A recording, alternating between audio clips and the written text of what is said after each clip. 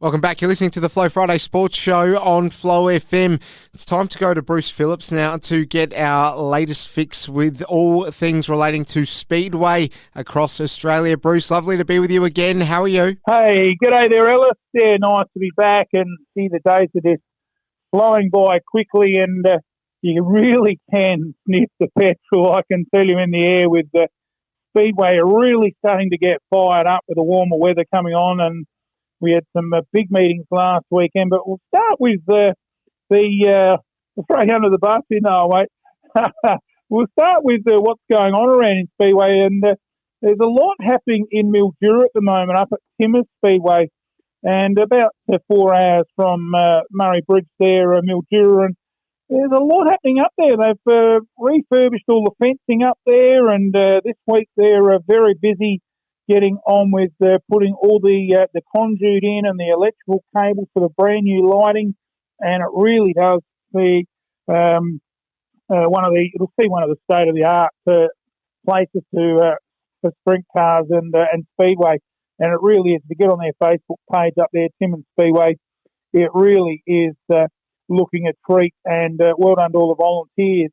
But they're not too far away from racing up there, but let's have a look at last weekend first, mate. Let's do that indeed. That circuit looks like it's going to come up nicely as well, by the way, in Mildura. We'll keep tabs on that one. Let's go first to last week, as you say, though. Tell us what went down in Murray Bridge, your very own neck of the woods there, Bruce. Oh, I got along there Saturday night. Not a bad little crowd in the Murray Bridge house for the opening round of the UFC SA Sprint Cars, and it was a pretty good meeting. In the end, there was, I think, about 17 cars. There was 21 nominated, but unfortunately, 2 or 3 of them were unable to get there for various reasons. And it's still seen not a big field, but a quality field. And it turned out to be a good night's racing. Unfortunately, in the A main, there was a lot of carnage and cars pulling in the middle and not finishing. So that wasn't good for that side of things. But well, it was a good race between Ryan Jones and Jock Goodyear there for a while. They were neck and crop. And Jonesy had Glenn Sutherland upend it and have a bit of a spin there down in front of him there on the main straight. And I'm not sure if he was caused by that, but he ended up riding the wall, Ryan Jones, which done a little bit of damage, I think, to the car, just in the handling of it. He just didn't come back as good as he was racing before that. But he really took it up to the Australia one in Jock Goodyear out of Tasmania, and for more than half the race. And in the end, you could see that car was just struggling as he was passed in the dying 4 to 6 laps by Matt Eagle and Tate Frost. And it was, as I said, Jock Goodyear who, out of Tasmania in the A1, got the job done, and he was just electrifying in that black and blue and red machine, and he just really is. He's only a young lad. He's probably at the moment one of the best going around in Australia in that A1 car. Of course, he is normally the T22, but got that Australia 1 title last year.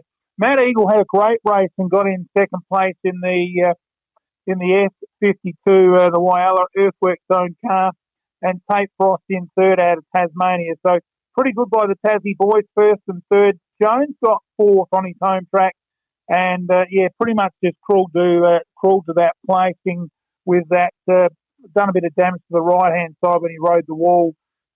He did well to finish. Marcus Dumpsey in the Downing Brothers S97 in fifth place, and Chad Eli coming in sixth in the Peridone S98. Kecky Fallon out of Loxton coming in next with Timmy Hutchins out of Tasmania. These days pretty much lives in Victoria. He got in on the finish line there. The ones that didn't finish, big field of Sutherland, Dillon, Kelly, Pesca, Steve Caruso and Lockie McDonough. So a lot of drivers didn't finish for various reasons, whether it was flat tyres or spun out or crashed out, and that was probably the most disappointing thing there. But it was a very good meeting, and it was backed up with the speed cars where Nick Parker took the checkered flag there from Caleb Curry and Dylan Grant, and that was a very good race as well. And the street stocks finished out the night, but good racing there, and we look forward to the next sprint car meeting of USC Round 2 in about 4 weeks' time. So that'll be very exciting there for South Australia.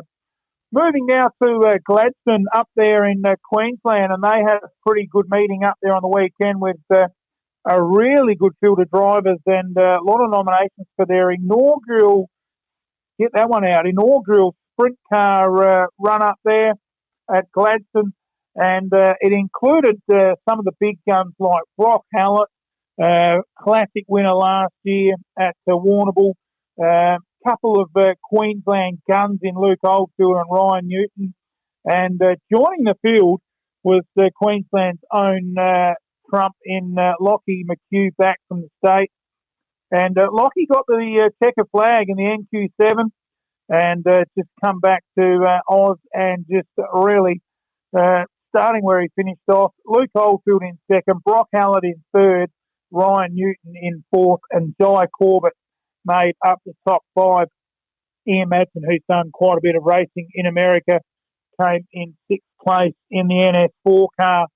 So it was a pretty good meeting up there, they tell me, and not really found out with any carnage. So a good finish for most of the drivers in that meeting. But Lockie McKee just stand out, and he's going to be one to watch in this up and coming season. Fantastic stuff. Thank you for those updates from last weekend, Bruce Phillips. Let's move to this weekend.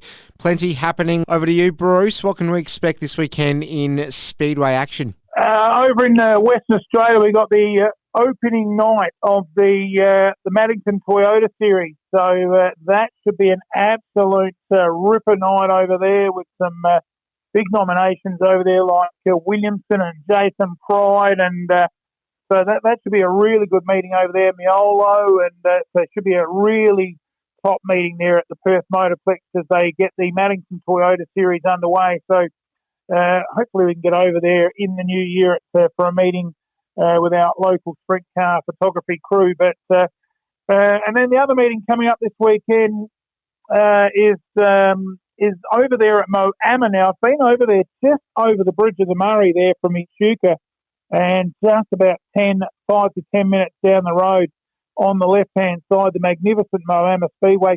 Now, I rate this track pretty high. It's pretty even to the old Adelaide Speedway City track. It's a big track, and I think it's about over 400 metres on the pole line, and really nice track. Been there a couple of times, and they've done some refurbishments over there for the patrons and a bit more shelter and that, and it's come up absolute mint. So a good night predicted over there.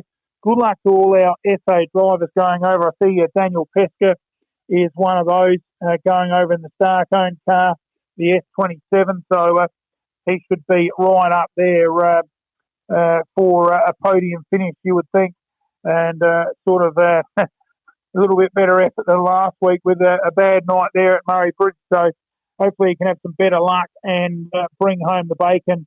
But a big meeting over there for the Victorian sprint car title over there. So not the actual sprint car title, but I can't think of the name. It's just gone from me.